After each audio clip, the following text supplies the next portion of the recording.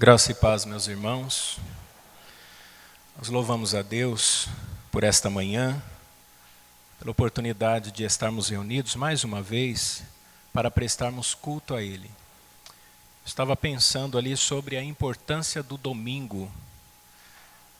Lamentavelmente, a igreja, eu digo isso no modo geral, não tem valorizado muito o domingo.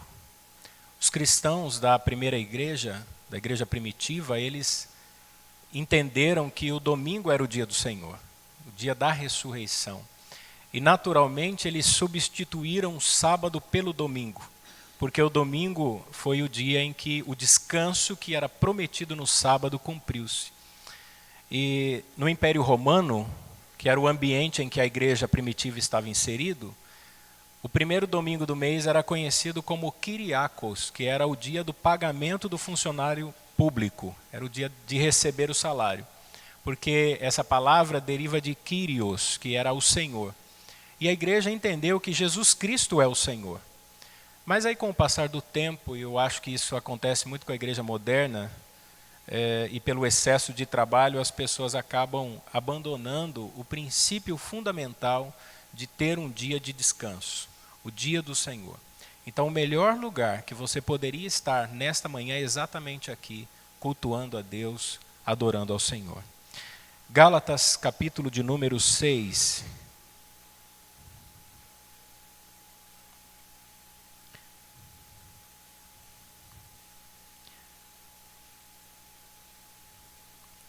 Carta do apóstolo Paulo à igreja da Galácia, capítulo de número 6, eu quero ler com a igreja os 10 primeiros versículos. Diz assim a palavra de Deus: Irmãos, se algum homem chegar a ser surpreendido em alguma ofensa, vós que sois espirituais, encaminhai o tal com espírito de mansidão, olhando por ti mesmo, para que não sejas também tentado. Levai as cargas uns dos outros, e assim cumprireis a lei de Cristo. Porque se alguém cuida ser alguma coisa, não sendo nada, engana-se a si mesmo. Mas prove cada um a sua própria obra, e terá glória só em si mesmo e não no outro. Porque cada qual levará a sua própria carga. E o que é instruído na palavra, reparta de todos os seus bens com aquele que o instrui. Não erreis. Deus não se deixa escarnecer, porque tudo que o homem semear, isto também ceifará. Porque o que semeia na sua carne, da carne ceifará corrupção, mas o que semeia no Espírito, do Espírito ceifará a vida eterna. E não nos cansemos de fazer o bem, porque a seu tempo ceifaremos, se não houvermos desfalecido. Então, enquanto temos tempo, façamos o bem a todos os homens, mas principalmente aos domésticos da fé. Amém. Eu acredito que todos vão concordar comigo que frequentar uma igreja para nós cristãos é algo de um valor incalculável. A igreja traz uma importância em si, não apenas pelo fato dela ser o ajuntamento daqueles a quem Deus chamou, mas porque a igreja, quando se reúne, tem a oportunidade de compartilhar muitas experiências. É no ambiente da igreja em que nós somos instruídos pela palavra de Deus. Nós conhecemos mais a Deus, nós nos relacionamos melhor com Deus e também com o nosso semelhante. É também no ambiente da igreja que nós cuidamos das nossas emoções.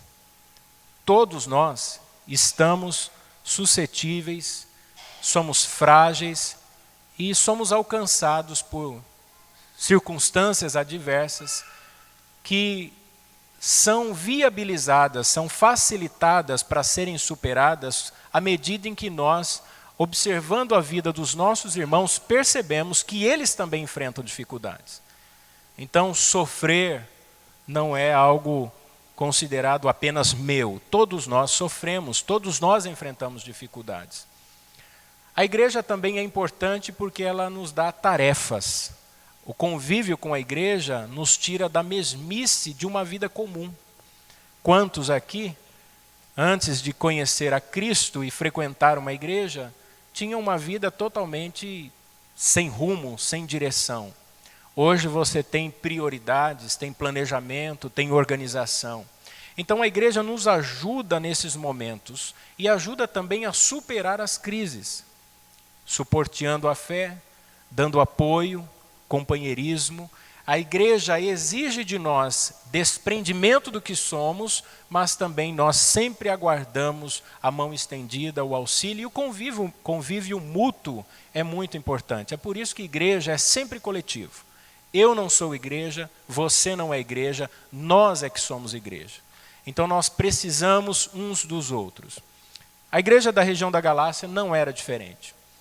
Uma igreja, na sua maioria, formada por gentios, eles não eram judeus convertidos ao cristianismo e que precisavam ter que lidar agora com algumas questões que eram novas para eles.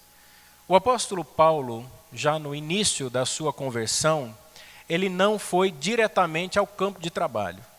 Paulo não começou a plantar igreja logo após a sua conversão. A Bíblia diz que ele foi para uma região da Arábia, depois Paulo se afasta por um tempo, vai para Damasco, onde ele fica aproximadamente 3 anos, e ele tem então a primeira oportunidade para descer a Jerusalém. Em Jerusalém ficava a igreja central, a igreja mãe, a igreja dos apóstolos, de onde tudo começou. E o apóstolo Paulo vai para a cidade de Jerusalém, fica uns 15 dias, tem a oportunidade de conhecer Tiago naquela ocasião. Depois ele parte para as suas viagens, passam 14 anos. Ouve-se muito a respeito do apóstolo Paulo, do trabalho que ele está fazendo, plantando igreja entre os gentios, considerado como apóstolo entre os gentios. No entanto, Paulo ainda não conhecia nem Pedro e nem João. 14 anos. Ele desce a Jerusalém, naquela ocasião, acompanhado de Barnabé e Tito, ele conhece então o apóstolo Pedro e o apóstolo João. Conta-lhe suas revelações, o que Deus disse a ele, como o levantaria, e o chamou para ser apóstolo entre os gentios, porque o evangelho estava sendo restrito para os judeus. Os judeus estavam pregando para os judeus.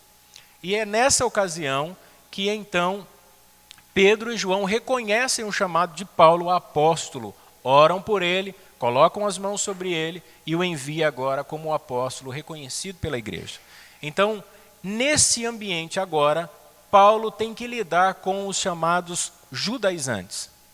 Na região da Galácia aparecem alguns doutores da lei, homens que conheciam a lei. E eles começam a questionar os ensinos do apóstolo Paulo. E a afirmação era a seguinte: bom, Paulo falou para vocês que Cristo é o Salvador, de fato ele é o Salvador. Mas vocês não podem ser cristãos antes de que vocês sejam judeus. Então vocês precisam praticar o ritual dos judeus. É necessário que vocês pratiquem a circuncisão, é necessário que vocês guardem o sábado, é necessário que vocês observem algumas datas especiais, algumas leis cerimoniais, algumas épocas festivas, e eles começam a impor um jugo sobre a igreja da Galácia. E o apóstolo Paulo escreve esta carta aos irmãos, falando sobre a lei de Cristo. E o questionamento de Paulo é o seguinte: como é que vocês foram salvos?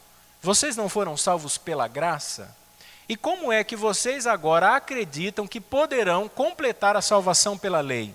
Como é que alguém que é salvo pela graça acredita que pode ser salvo pelas obras? E Paulo vai apresentar aqui a comunidade de cristãos como é que eles deveriam viver agora sob a nova lei, a lei de Cristo.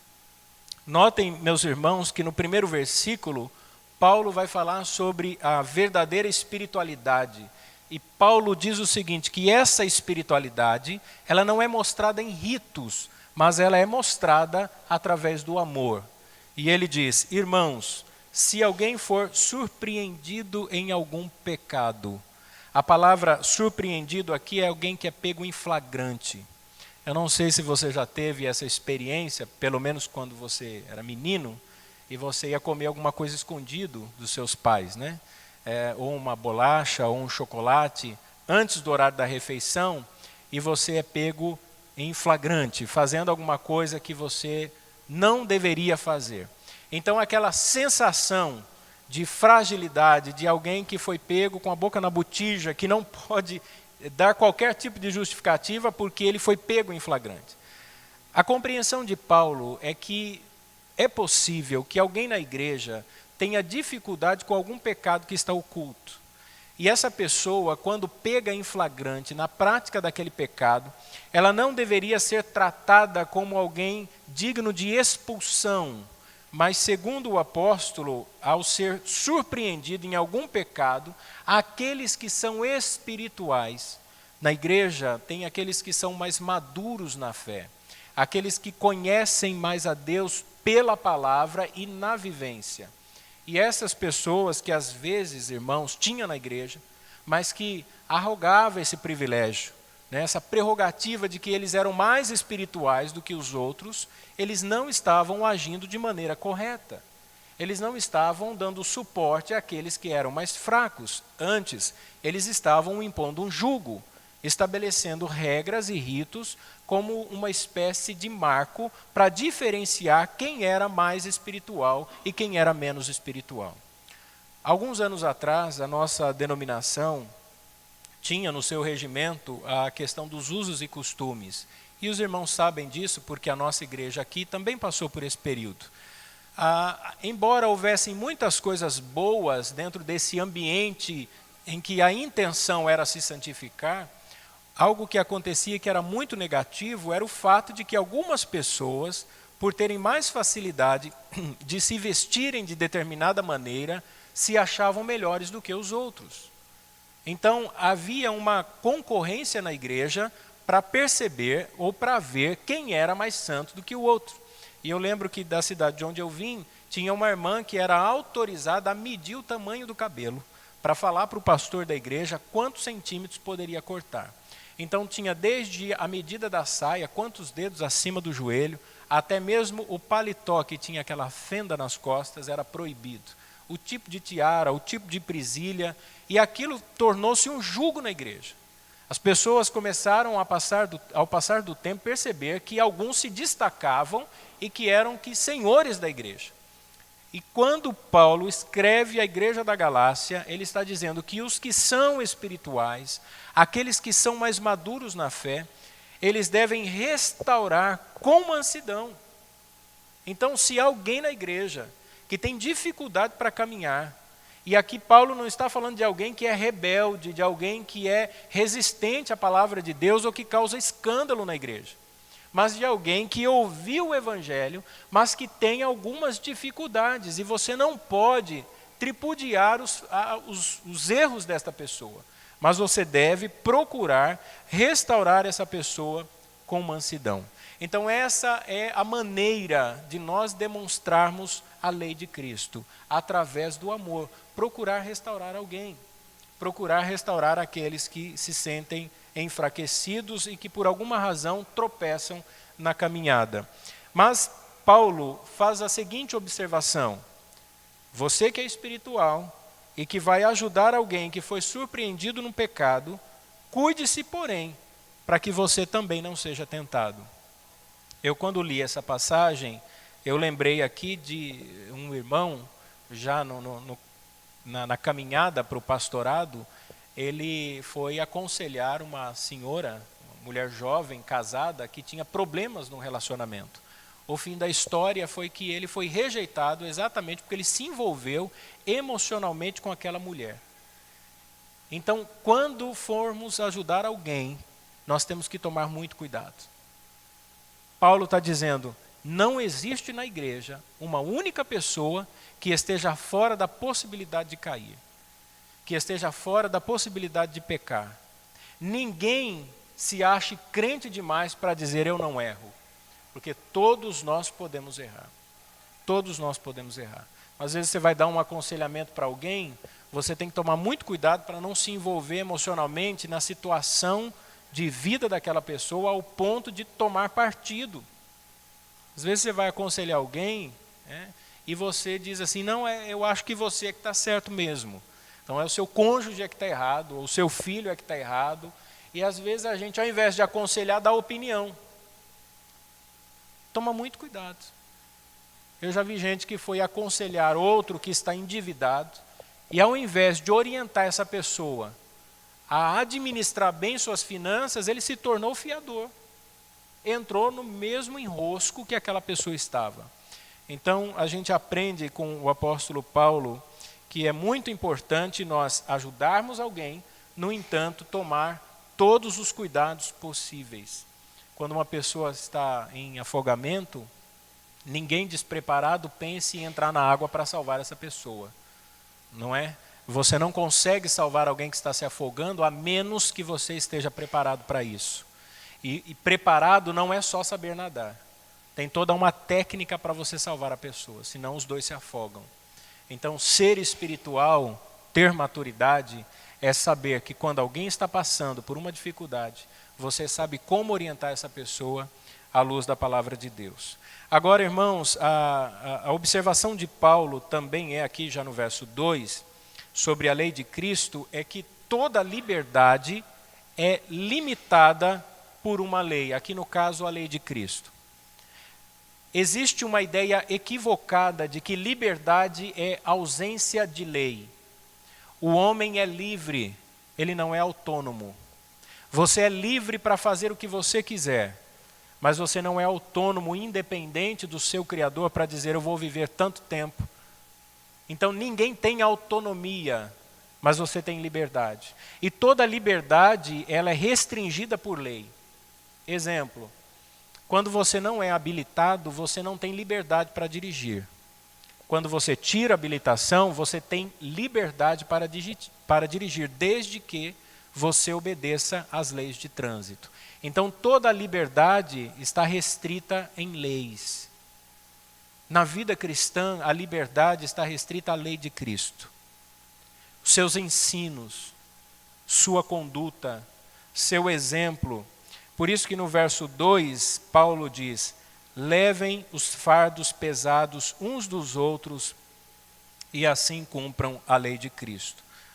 Na mente de Paulo, os fariseus, os considerados hipócritas, e assim foram chamados por Jesus, aqueles homens que colocavam fardos nos seus discípulos, dizendo, olha, não faça isso, não faça aquilo, observe isso, não observe aquilo. Haviam até alguns rabinos que calculavam, por exemplo, quantos quilos alguém poderia carregar no sábado e se isso seria ou não considerado trabalho. Haviam muitas regras cerimoniais. Por exemplo, o lavar as mãos antes das refeições não era simplesmente um ato de higiene, mas era um ritual em que se lavavam as mãos, levantavam-se as mãos e deixava a água escorrer até o cotovelo. Haviam ritos, inclusive o próprio Jesus e os discípulos foram criticados pelos fariseus por não observarem isso. Então Paulo está dizendo, ao invés de você colocar fardos sobre as pessoas, vocês na verdade deveriam levar os fardos. Vocês deveriam participar das lutas, das tribulações e das dificuldades. E aqui é interessante, irmãos. Por quê? Porque nós somos tentados a viver o isolamento. Nós somos tentados a viver apenas a nossa própria vida, a não nos preocuparmos com o outro, a não ser saber das dificuldades dos outros. Na mente de Paulo isso não cabe. Na mente de Paulo a ideia é a seguinte, se eu sei das dificuldades dos meus irmãos, eu participo com eles. E isso não me escraviza, antes isso me liberta. Porque eu vou compartilhar, eu vou dar suporte às dificuldades que os meus irmãos enfrentam. Na sociedade de hoje, uma pessoa bem-sucedida é uma pessoa que pensa apenas nos seus próprios interesses. É muito comum, no ambiente principalmente econômico, as pessoas fazerem dos outros degrau para a sua escalada de sucesso. Tráfico de influência, usa-se pessoas e não há muita preocupação com o outro. Tudo que a gente tem visto nesses últimos dias é uma propaganda no sentido de que você pode ser feliz, de que você tem que viver para você mesmo, e isso, quando entra no ambiente da igreja, transforma a igreja num lugar onde há muita gente vivendo de maneira individual, independente e isolada. Pessoas que se reúnem semana após semana, mas que não sabem absolutamente nada da vida do outro. Pessoas que não compartilham suas dores. Pessoas que não estão abertas. E o que a gente tem visto é da mesma maneira que a sociedade coloca a demanda da necessidade. As pessoas dizem assim, eu preciso disso, eu preciso daquilo. Então você começa a fazer alguma coisa em troca de benefício próprio. E a gente aprende assim desde pequenino. Quando é criancinha, o pai e a mãe dizem assim, olha, se você comer tudo, tem sobremesa. Se você passar de ano, você ganha um presente de Natal. Se você for bem na escola, tirar boas notas na prova, recebe a mesada no final do mês. Então, nós crescemos com essa mentalidade de mérito, de troca. Eu faço e recebo. Mas na vida cristã, a ideia é de doação. É de alguém que, entendendo as necessidades do outro, se doa. E o que a gente tem visto não é isso. O que a gente tem visto são pessoas que apenas se queixam das suas necessidades, que não são assistidas. Então a gente vive num ambiente onde todo mundo quer ser assistido, mas ninguém quer assistir. Ninguém quer cuidar, só quer ser cuidado. Por isso que eu faço sempre a seguinte pergunta. Quando alguém se sente abandonado pela igreja, abandonado pelos irmãos, se sente sozinho nas dificuldades, eu acho que a pergunta que a gente deve fazer para nós mesmos, aonde eu estava na necessidade do meu irmão? Talvez o que a gente viva seja apenas o reflexo do que a gente produz. Paulo diz, levem os fardos uns dos outros. Essa liberdade, segundo Paulo, essa liberdade que nós temos em Cristo, não é também uma liberdade para viver de qualquer maneira. Porque se Paulo está afirmando à igreja de que ninguém é salvo pela lei, a ideia aqui é a seguinte, a lei é uma espécie de aio, é uma espécie de tutor. A lei de Moisés, ela orienta o cristão de que ele precisa de Cristo. A lei te toma pela mão e te leva a Cristo. Como quem diz assim, é nele que você me cumpre, senão você não consegue ser salvo. Quando eu olho para a lei de Deus, eu vejo as minhas misérias, eu vejo a minha impossibilidade de ser salvo, e aí eu reconheço a necessidade de ser salvo por Cristo, porque Cristo cumpriu toda a lei. Então eu tenho agora a lei de Cristo, mas alguns pensavam assim, bom, já que eu sou salvo pela graça, então eu não preciso mais fazer as coisas corretamente, eu posso viver de qualquer maneira. Não é isso que Paulo está dizendo. Ele, no capítulo 5, versículo 13, ele disse o seguinte, irmãos, vocês não foram chamados para a liberdade, vocês foram chamados para a liberdade, mas não usem a liberdade para dar ocasião à vontade da carne. Ao contrário, sirvam uns aos outros mediante o amor. Então é o seguinte, é assim, quando você tem a lei, você tem a obrigação e você faz, mas nem sempre o faz porque o seu coração está disposto a fazer, faz por causa da lei. Na liberdade cristã, você faz, não porque a lei te condena, mas porque você é livre em Cristo. Então eu nada faço para ser salvo, eu faço porque eu sou salvo. Eu não busco a salvação, eu faço boas obras porque a minha salvação vem do Senhor. Eu não ajudo a Deus no processo da minha salvação, a salvação é dele. E como salvo por ele, eu começo a viver segundo a vontade dele. Então é o reflexo, é o fruto que eu vou produzir, porque ele já me mudou. No entanto, e aqui é o terceiro ponto, versos 3 ao 5, eu estou num processo, embora seja salvo, eu estou num processo de santificação. Todos nós estamos em um processo de santificação. Isso é conversão. Conversão não é um acontecimento único lá no início da sua caminhada, em que você apenas mudou o sentido da sua vida e aí você ficou lá, parado. Mas a conversão é um retorno. Nós estamos retornando a Deus. E como é que isso acontece? E qual a finalidade disso? Calvino disse que a santificação é o processo que aponta para o estado de glorificação. Então, quando eu me santifico, eu estou demonstrando em mim que eu creio na ressurreição, que eu creio que um dia esse corpo corruptível será transformado em glória. Então, santificar-se significa que você acredita que um dia você estará com o Senhor. Versos 3 ao 5.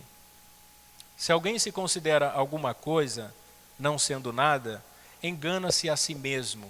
Essa percepção de que você é alguma coisa pelo que você faz, quando na verdade você não é absolutamente nada.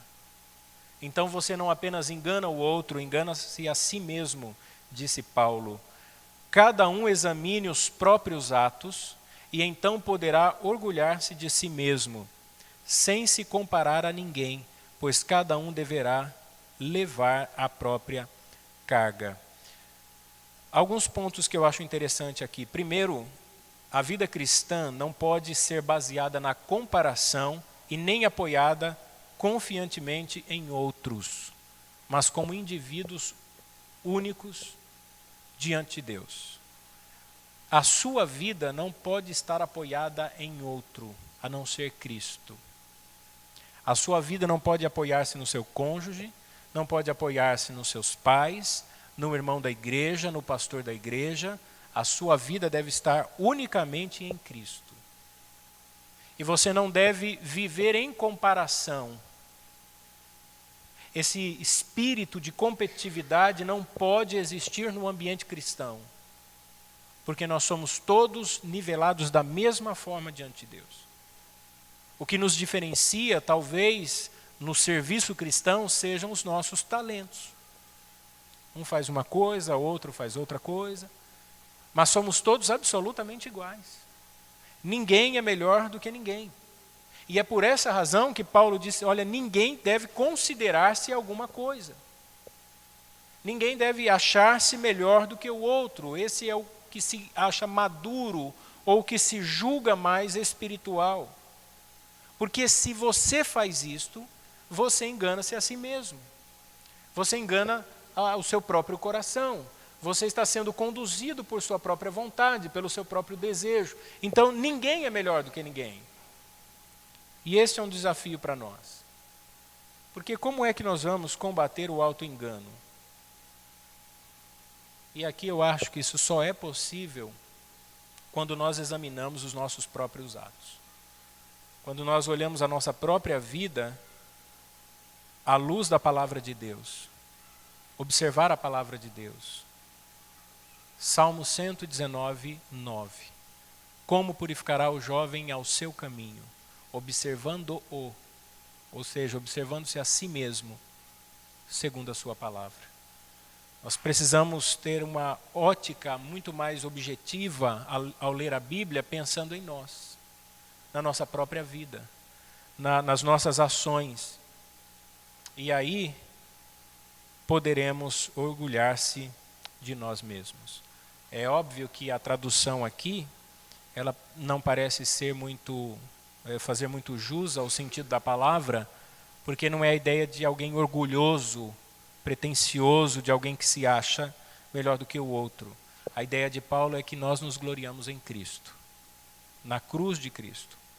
Ele vai dizer isso no versículo 14, 4 versículos mais à frente do versículo que nós paramos. Ele diz assim, mas longe esteja de mim gloriar-me a não ser na cruz de nosso Senhor Jesus Cristo, pela qual o mundo está crucificado para mim e eu para o mundo. Vencer as mazelas do pecado é motivo de nos orgulharmos na cruz de Cristo. Porque eu só venço o pecado, os desejos da carne, essas bolas de aço que estão amarradas aos meus pés, através da cruz de Cristo. Cristo venceu. toda maldição. Ele levou sobre si a nossa maldição. E não há vida espiritual senão através de Cristo. Em quarto lugar, nas recomendações de Paulo, ele diz que Deus dará o fruto do nosso trabalho, verso 6 ao verso 8. O que está sendo instruído na palavra, partilhe todas as coisas boas com aquele que o instrui. Aqui Paulo fala qual é a principal função daquele que prega, é instruir na palavra. Não se deixem enganar, de Deus não se zomba. Por isso, o que o homem semear, isso também colherá. Quem semeia para a sua carne, da carne colherá destruição. Mas quem semeia para o Espírito, colherá a vida eterna. Bom, primeiro Paulo entende que é necessário instruir. É necessário que sejamos enriquecidos pela palavra de Deus. Mas isso só é possível porque aquele que é instruído, e ele usa um termo grego que é koinoneu, que significa tornar-se sócio ou ajuntar-se àquele que o instrui. De nada adianta, irmãos, eu pregar se você não aceitar a palavra. Se você não estiver disposto a ser instruído pela palavra, e aqui o que eu digo não é aceitar o que eu digo apenas, mas a examinar a palavra, a conhecer a vontade de Deus para a sua vida. E aí Paulo diz assim, não se enganem. Tem muita gente indolente, tem muito crente empurrando a vida cristã com a barriga.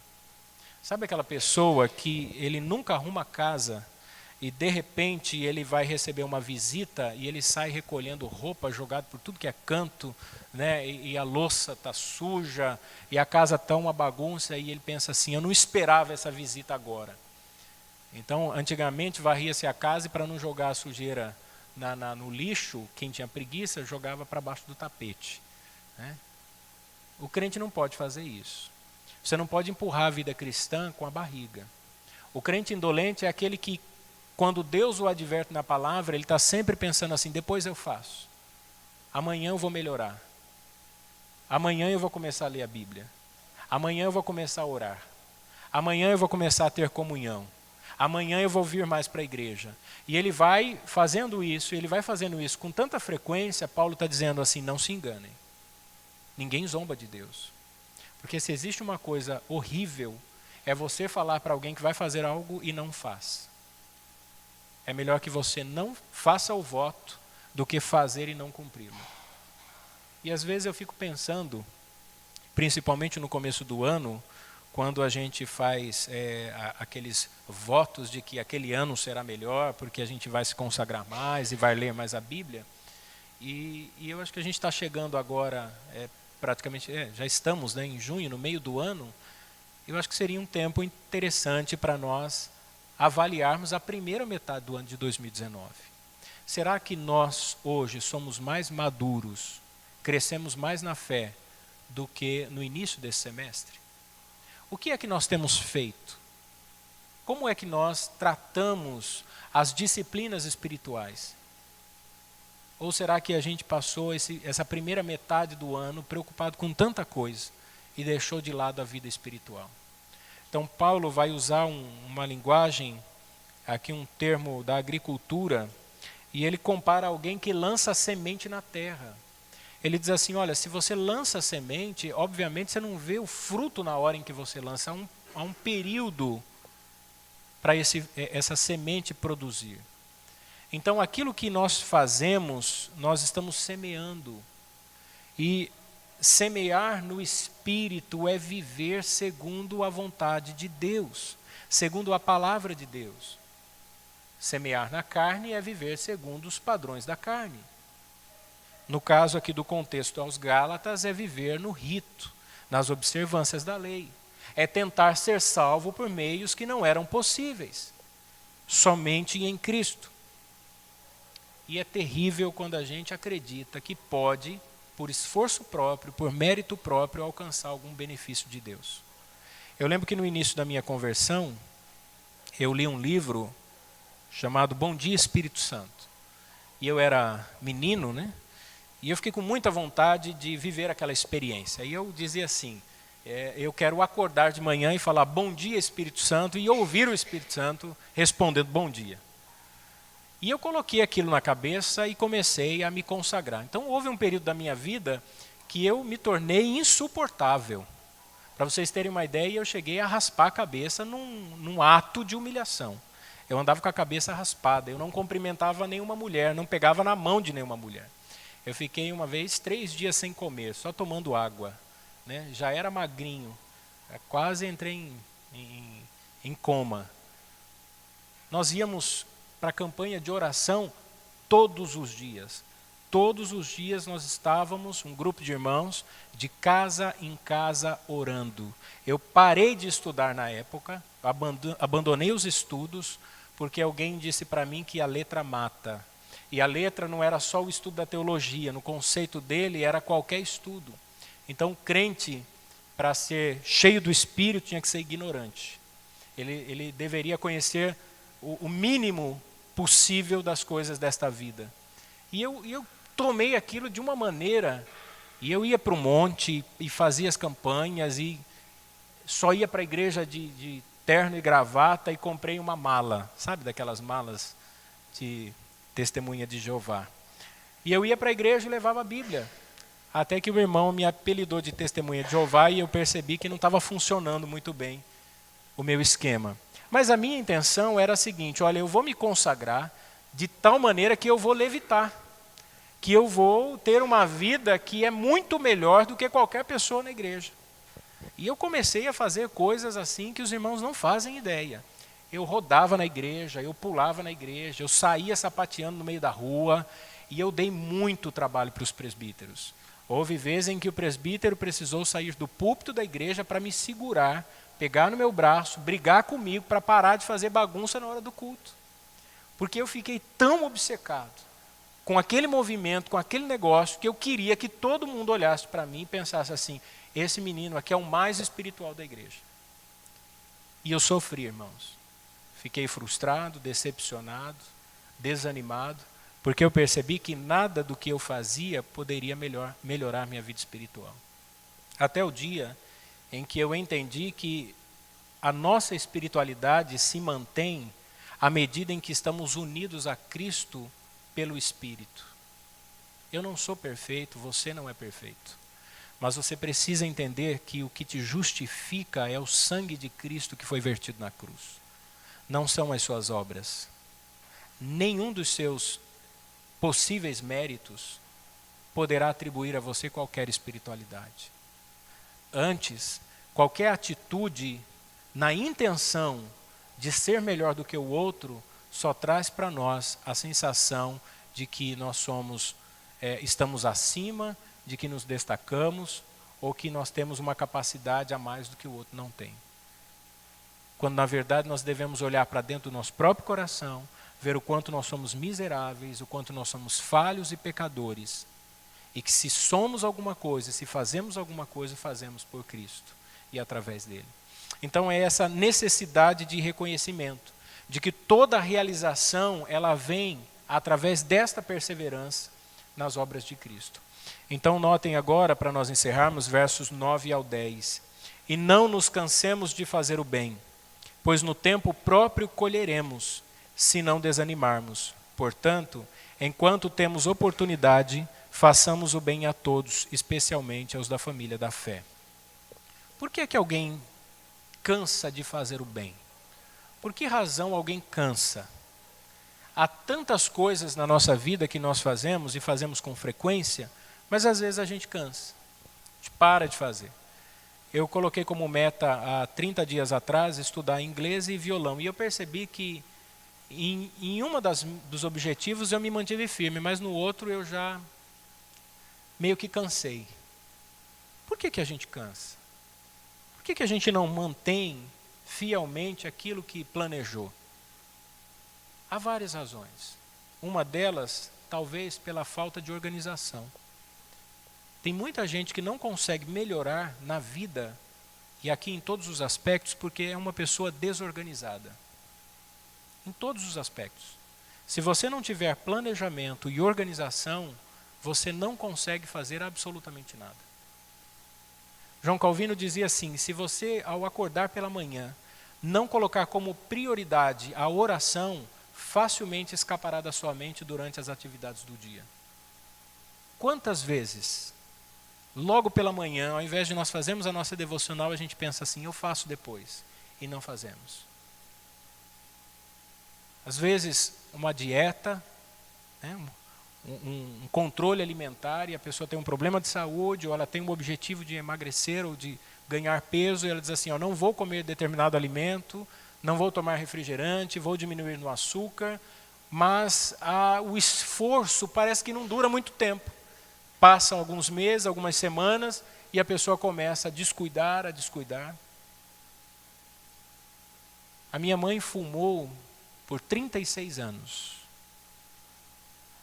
até que ela teve um infarto agudo do miocárdio, um infarto fulminante. Tinha redução da capacidade de respirar, sofreu com efisema pulmonar. E eu conheci pessoas no ambiente em que eu trabalhei, na farmácia, que fumaram por mais de 40 anos, mas quando o médico disse assim, olha, você tem uma doença grave, e se você não parar de fumar, você vai morrer. E a pessoa parou. Por que não parou antes? Sabendo dos efeitos prejudiciais do cigarro. Então, nós não temos organização. E sem organização, a pessoa não consegue se manter firme num propósito. Sem planejamento.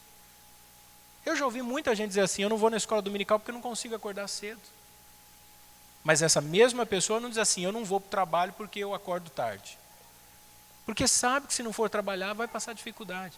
Então, na verdade, nós temos que ter uma organização na nossa vida, planejar a nossa vida. Sem disciplina, sem um método que você consiga seguir, você não vai adiante. Não vai adiante. Porque é tendo organização. Agora, alguém também pode desanimar por falta de preparo. Se você não tiver o preparo, e aí eu falo físico e também no conhecimento, para fazer alguma atividade, você desanima. Ontem nós estávamos pintando a frente da igreja, né, e nós fomos tirar o toldo da igreja, e ele é pesado. Nós tiramos, colocamos ali do lado, eu lavei o toldo e tal. E na hora de colocar o toldo novamente, então tinha a escada que era apoiada na parede e aquela escada menor, que se você não tiver habilidade, você cai dela, por causa do peso do toldo, e a escada é pequena e é uma escada de abrir. E o irmão Odilon estava nos ajudando, e o Edson estava na escada, que é mais perigosa, porque ele tem experiência. E eu ouvi o irmão Edson dizendo assim para o Odilon, ajuda do lado do pastor, porque pode ser que ele não aguente. Faz sentido, porque ele tem um trabalho pesado, ele tem mais habilidade para lidar. Então, muita gente não consegue continuar o que está fazendo por falta de preparo. Por que alguém não consegue crescer no conhecimento das Escrituras? Porque não se prepara. Porque não lê. Porque não ouve boas pregações, bons estudos. Nós temos milhões de evangélicos nesse país. Mas se você cruzar com alguns destes na rua e perguntar para ele algum versículo da Bíblia, ele talvez não saiba citar para você. As pessoas não estão preparadas. Outra razão por que nós desanimamos, excesso de atividade. Tem gente que se sobrecarrega demais, abraça muita coisa, quer fazer muita coisa ao mesmo tempo e abandona as disciplinas espirituais. Abandona a vida cristã e deixa a vida seguir o fluxo como se não precisasse de esforço, de dedicação, de boa vontade. Então a pessoa trabalha demais, a pessoa cuida demais das coisas dela, tenta fazer a gestão da família, dos seus projetos pessoais, mas a vida cristã é sempre deixada de lado. Sempre deixada de lado. Paulo está dizendo, não se cansem, irmãos, de fazer aquilo que é correto. João Calvino disse o seguinte, o evangelho não é uma doutrina de língua, senão de vida. Não pode assimilar-se somente por meio da razão e da memória, senão que chega a compreender-se de forma total quando ele possui toda a alma e penetra no mais íntimo recesso do coração. E aí eu pergunto, por que tem muita gente que está cansada de servir a Deus? Você já percebeu isso? Tem gente que está cansado da igreja, está cansado de vir no culto. E ele está sempre reclamando, nada está bom. Paulo está dizendo, não nos cansemos de fazer o bem. Por quê? Porque há um tempo. Este é o nosso problema, nós somos impacientes demais. Nós achamos que o nosso tempo é o tempo de Deus. E nós achamos que as coisas vão acontecer do jeito que nós planejamos. Quando, na verdade, o que nós aqui fazemos é plantar para a eternidade. Então, irmãos, não se cansem. Não deixem de fazer o que é correto. Enquanto vocês têm oportunidade, façam isso. Vivam para Deus, vivam intensamente. Procurem conhecer a Deus, procurem orar mais. Como diziam os puritanos, ore, ore, ore, até que você aprenda a orar de verdade. Nós não sabemos orar. Nós oramos errado. Nós não oramos com as Escrituras. Nós repetimos, às vezes, palavras e palavras sem sentido. Às vezes, nem a nossa própria mente está empenhada naquilo que falamos. Quantas vezes nós dobramos os joelhos, se é que dobramos, para rezar ao invés de orar, para falar palavras frias. Não aplicamos o nosso coração, a nossa paixão, o nosso amor a Deus. A nossa vida precisa ser mais intensa. Nós precisamos viver mais intensamente esse Evangelho. Uma das razões porque essa geração atual tem sido tão descuidada com relação à vida cristã, talvez seja a influência da geração anterior. Aqueles que peregrinaram no deserto, morreram, não entraram na terra prometida, não conseguiram deixar um testemunho fiel àquela nova geração que precisou ser instruída por Josué para entrar na terra. Às vezes, nós pensamos que vivemos apenas para nós mesmos, quando na verdade há muita gente olhando para o nosso testemunho. Há muita gente. Eu carrego na minha vida a experiência de ter observado muitos pastores, muitos irmãos piedosos, muitos irmãos que eram firmes na igreja, às vezes na simplicidade, sem muito conhecimento, sem muito estudo, mas pelo testemunho de vida, pela vida de oração, pelo comprometimento com a igreja, pelo comprometimento com a vida cristã, pessoas das quais eu trago um grande respeito, porque pude observar o comportamento dessas pessoas. Eu ainda lembro dos estudos ministrados pelo pastor Marco Lunardelli, quando eu, menino de 16 anos, não queria ficar na classe dos jovens porque ficava encantado com os estudos do pastor e eu queria ficar na sala central e os presbíteros falavam assim, você precisa ir lá para o jovem. Eu falava, mas eu quero ouvir o pastor. Essas referências não se encontram mais. Estão escassas. Pessoas que você tem prazer de estar junto, que você sente falta quando você não encontra. Tem gente que é tão cheio da graça de Deus que é muito agradável você ficar com essa pessoa. E você gosta de estar com essa pessoa. E é isso que nós precisamos fazer. Ao contrário de reclamar, né? Parece que Paulo entende aqui que aqueles que reclamam, por isso que ele diz assim, olha, enquanto temos oportunidade, façamos o bem a todos, especialmente aos da família da fé. Então aqui nós temos uma ordem de sermos bondosos com todos os homens, mas nós temos uma obrigação de sermos bondosos com os da família da fé. Há uma diferença aqui, a ordem e a obrigação. Então nós precisamos entender que cada um de nós precisamos uns dos outros. Nós nos relacionamos e nós nos fortalecemos, nós vivemos em comunidade, nós nos ajudamos, nós damos suporte um ao outro, ninguém é melhor, as falhas existem, os erros acontecem, os tropeços, os pecados estão presentes. Isso faz parte do crescimento da igreja, isso faz parte do processo de santificação. Ninguém pense que é melhor do que o outro. Como também nós não podemos ficar reclamando dos irmãos na fé. Nós não podemos fazer isso. Se nós temos Deus como nosso Pai, é um desrespeito à sua autoridade paterna nós ficarmos falando mal ou difamando dos nossos irmãos. Meu pai teve 11 filhos. O meu pai pode advertir a todos eles, mas o meu pai não aceita que um fique difamando o outro, que um fique reclamando do outro. Eu tenho uma filha só, eu não vou viver essa experiência, mas quem tem mais de um filho sabe o quanto é prejudicial quando eles começam a brigar entre si. Se Deus é o nosso Pai, então nós não podemos brigar entre nós, irmãos, mas procurar fazer o bem, especialmente aos da família da fé. Eu concluo, irmãos, dizendo o seguinte: vamos exercer o amor cristão, vamos procurar crescer na verdadeira espiritualidade. E uma vez que nós somos libertos do pecado, vamos procurar viver de maneira digna e justa. Vamos dar testemunho de Cristo. Vamos ter mansidão com aqueles que, por alguma razão, pecaram, tropeçaram, e vamos estender a destra. Vamos ajudar essa pessoa, vamos auxiliar essa pessoa. E não vamos desanimar da vida cristã. Vamos permanecer firmes, porque no tempo certo nós colheremos. Se lançamos boas sementes, colheremos bons frutos. Vamos orar? Eu gostaria que você ficasse em pé nesse momento.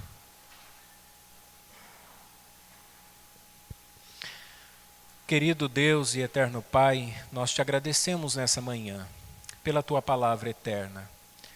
O Senhor usou a vida do apóstolo Paulo para falar com a igreja da Galácia e para corrigir alguns irmãos, advertindo-os de que ninguém consegue ser salvo pelas suas obras ou por observar a lei de Moisés, mas que nós somos salvos pela graça, e uma vez alcançados por esta graça, nós estamos agora na lei de Cristo. Que o Senhor nos auxilie a vivermos de maneira justa, de maneira digna, em que Cristo seja refletido através das nossas ações.